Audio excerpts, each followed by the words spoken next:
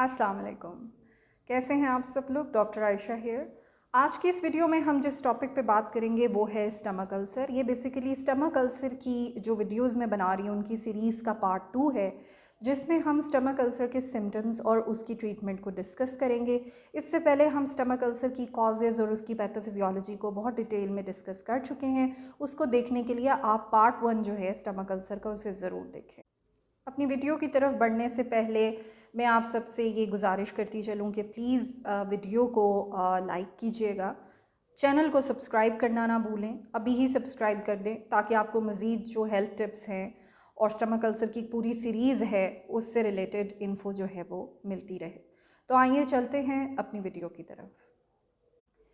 Stomach ulcer के symptoms के बारे में जहाँ तक बात की जाए तो स्टमक अल्सर के जो पेशेंट्स हैं वो सबसे कॉमनली जिस सिम्टम के साथ प्रेजेंट करते हैं वो है एपिगैस्ट्रिक पेन। इन पेशेंट्स को स्टमक में जो बिल्कुल आपके दोनों रिब्स के दरमियान का सेंट्रल पॉइंट होता है वहाँ पर बहुत शदीद किस्म की दर्द होती है और ये दर्द खाने के साथ रिलेटेड होती है, यानी कि ये दर्द खाना खाने या ना खाने के साथ रिलेटेड होती है। दो तरह के मैंने आपको बताया था कि अल्सर्स होते हैं, जिसमें एक हमारा स्टमक का अल्सर होता है या फिर स्टमक के बिल्कुल साथ एक सी शेप्ड पार्ट होता है, ड्यूडेनम, उसका अल्सर होता है। अगर आपको खाने के फ़ौरन बाद दर्द शुरू हो जाती है एपिगैस्ट्रिक एरिया में, जिस एरिया का मैंने आपको बताया आपके स्टमक में, तो इसका मतलब है कि आपको स्टमक का अल्सर है। लेकिन अगर ये दर्द खाना खाने के आधे घंटे या 2 घंटे के बाद शुरू होती है तो इसका मतलब है कि आपको ड्यूडेनल अल्सर है।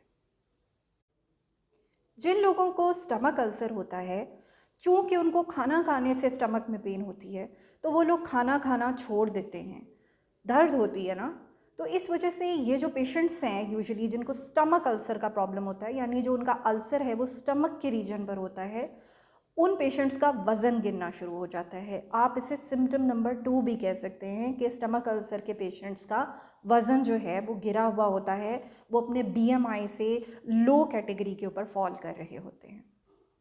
जिन पेशेंट्स को ड्यूडेनल अल्सर होता है, यानी जो अल्सर है वो स्टमक के बाद जो एक सी शेप्ड एरिया आता है ड्यूडेनम, उसके अंदर होता है, उन लोगों को चूंकि खाना खाने से ये दर्द कम होती है तो ये लोग ओवर ईटिंग स्टार्ट कर देते हैं। ड्यूडेनल अल्सर्स के पेशेंट्स जो हैं वो यूजुअली ओबीज होते हैं, ओवर वेट होते हैं, वो वेट गेन के साथ प्रेजेंट करते हैं। उनको एपिगैस्ट्रिक एरिया में पेन होगी और साथ में उनको वेट गेन हुआ होगा। फिर इन पेशेंट्स का अक्सर दिल ख़राब होता रहता है। दिल ख़राब होने के साथ साथ इनमें से बाज़ पेशेंट्स ऐसे होते हैं जिनको फ्रीक्वेंट उल्टियाँ लग जाती हैं, वॉमिटिंग भी होती है, सिर्फ दिल ही ख़राब नहीं होता। और इसके साथ साथ कुछ पेशेंट्स को चक्कर से आना शुरू हो जाते हैं। It's because of lack of eating and nausea and vomiting, वो डिज़नेस की भी शिकायत करना शुरू कर देते हैं। फिर एक बड़ा कॉमन सिम्टम होता है जिसको हम बर्पिंग कहते हैं, दैट इज़ इन पेशेंट्स को खट्टे डिकार आते हैं। ये स्पेशली इस सिम्टम के साथ प्रेजेंट करते हैं कि जी हमें जो है वो ऐसे लगता है जैसे कुछ खट्टा सा ऊपर आता हो। ये बेसिकली रिफ्लक्स का मसला होता है जो कि इन्हें अल्सर के साथ चल रहा होता है। ये खाली रिफ्लक्स भी हो सकता है, ये रिफ्लक्स के साथ एसोसिएटेड अल्सर का मसला भी हो सकता है। खट्टे डिकार आना या मुंह से ऐसे बर्प का आना, ऐसे जैसे जैसे मुंह से कोई गैस इनकी खारिज हुई हो, कुछ इस तरह के सिम्टम्स ये आके जो है वो आपको बयान करते हैं। अच्छा, फिर इन लोगों को जो है फ्लैटलेंस का बहुत ज़्यादा मसला रहता है, यानी इनको पेट में बहुत ज़्यादा गैस रहती है। अच्छा, बहुत सारे जो पेशेंट्स हैं मैंने देखा है स्टमक अल्सर के, उनमें कुछ एंजाइटी के इश्यूज़ भी पाए जाते हैं। तो बहुत सारे पेशेंट्स जो स्टमक अल्सर के साथ होते हैं वो हमारे पास कुछ एंजाइटी के सिम्टम्स के साथ भी प्रेजेंट करते हैं। एंजाइटी क्या है, क्यों होती है, किस तरह होती है, ये एक बिल्कुल सेपरेट जो है वो इशू है और इसके ऊपर मैं आपको कभी और डिटेल में जो है वो बात करेंगे। फिर इन लोगों का एक और कॉमन जो मसला होता है वो ये होता है कि इनकी बैड ब्रेथ, इनके मुंह से जो है बहुत फाउल किस्म की स्मेल आती है, जिसको हम हेलिटोसिस का, और इनका जो अपना जो माउथ का टेस्ट होता है वो भी बहुत बिटर सा और अजीब सा रहता है। अच्छा, अब ये तो थे कुछ कॉमन किस्म के सिम्टम्स जो मैंने आपके साथ शेयर किए हैं। अब करना क्या है, एक डॉक्टर ने आपको डायग्नोस कर दिया है कि आपको स्टमक अल्सर है या आपको लग रहा है इन सिम्टम्स को देख के कि आपको स्टमक अल्सर है, तो आपने करना क्या है, यानी ये कि इसकी ट्रीटमेंट क्या है। अब बात करेंगे हम इसकी ट्रीटमेंट के हवाले से। तो जो ट्रीटमेंट है उसमें जो सबसे अहम चीज़ है वो मेडिकेशंस हैं। इसमें अल्सर को आप कोई हकीमी नुस्ख़ों से या कोई नेचुरल ट्रीटमेंट से या कोई बंदा कह दे कि मेरे पास फ़लाना माजून है वो खा लो तो ये ठीक हो जाएगा, आप ठीक नहीं कर सकते। You will have to visit a doctor and you will have to take the medicines जो कि डॉक्टर आपको देगा। अब आपको कौन सी मेडिसिन्स देनी है वो डिपेंड करता है कि आपकी कॉज़ क्या है।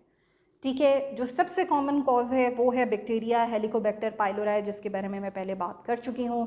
उस बैक्टीरिया को मारना पड़ेगा, उसको मारे बगैर आपका अल्सर ख़त्म नहीं हो सकता। अब आप ये सोच रहे होंगे कि ये बैक्टीरिया है भी या नहीं, या ये मर गया या नहीं, ये कैसे पता चलेगा, तो ये भी आप डॉक्टर पर छोड़ दीजिए। देर आर सर्टन टेस्ट्स जो कि आपके ब्रेथ के टेस्ट भी होते हैं, स्टूल के टेस्ट्स भी होते हैं, जिनसे हमें पता चल जाता है कि ये बैक्टीरिया मौजूद है, ज़िंदा है, कितना है, मर गया है, नहीं मरा है, कितनी एंटीबायोटिक देनी है। ये सब चीज़ें आपका डॉक्टर करेगा और डॉक्टर ही आपको इस सिलसिले में मदद देगा, कोई नीम हकीम नहीं।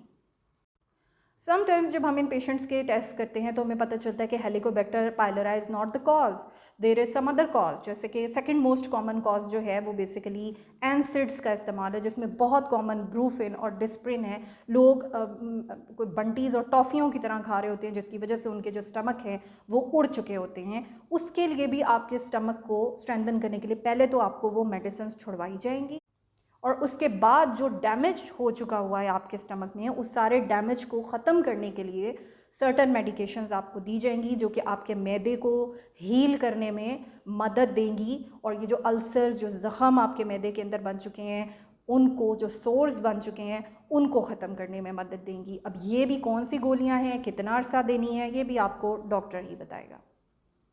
अच्छा, फिर बहुत सारे जो पेशेंट्स होते हैं वो इस टाइम सोच रहे होंगे कि जी हमें, बाज़ डॉक्टर्स ने हमें एंडोस्कोपी का कहा है। I won't recommend the endoscopy फौरी तौर पर। मेरे ख्याल में आप पहले मेडिसिन लीजिए, एक ट्रायल मेथड से गुजरिए। अगर फिर भी आपके प्रॉब्लम्स नहीं सॉल्व हो रहे हैं, हर तरह से एक एक प्रॉपर चैनल के थ्रू काम किया गया है, फिर आप एंडोस्कोपी की तरफ ज़रूर जाइए, एंडोस्कोपी कराइए, ताकि पता चले कि प्रॉब्लम है किस जगह, किस नौइयत की प्रॉब्लम है। अगर कोई बायोप्सी वगैरह की ज़रूरत है तो वो की जा सके। माजून नुस्खे, हकीमी नुस्खे, इनको छोड़ के आप अपने लाइफस्टाइल में कुछ मॉडिफिकेशंस लेकर आ सकते हैं जो कि अल्सर्स को कम करने में, हील करने में मदद दे सकती हैं। जैसा कि स्ट्रेस लेना बंद कर दें। अगर आप एंजाइटी के पेशेंट हैं तो एंजाइटी का प्रॉपर इलाज करवाएं। इसके अलावा मिर्च मसाले वाले, तेल वाले, तले हुए, फैट से भरे हुए खाने खाना बंद कर दें। मील्स को भर भर के प्लेटें खाने की बजाय थोड़ा थोड़ा करके मील खाएं। दिन में 6-7 दफ़ा खाएं, कम खाएं। अपने मैदे के ऊपर कम से कम बोझ डालें। रोज़ाना कम से कम 30 मिनट वॉक ज़रूर करें। मेडिटेशन के फ़वाइद अनगिनत हैं। आपको अपनी लाइफ में मेडिटेशन ज़रूर स्टार्ट करनी चाहिए। कोई भी ऐसी हेल्दी एक्टिविटी जो कि आपको रिलैक्स करने में मदद देती हो वो ज़रूर करनी चाहिए। अपनी सेहत का ख्याल सिर्फ आप नहीं रखना है, और आप जब खुद पर तवज्जो देंगे तो आपका स्टमक को हील करने में ऑब्वियसली मदद मिलेगी। नींद की बहुत इम्पॉर्टेंस है। सोते हुए ही आपकी बॉडी हील करती है।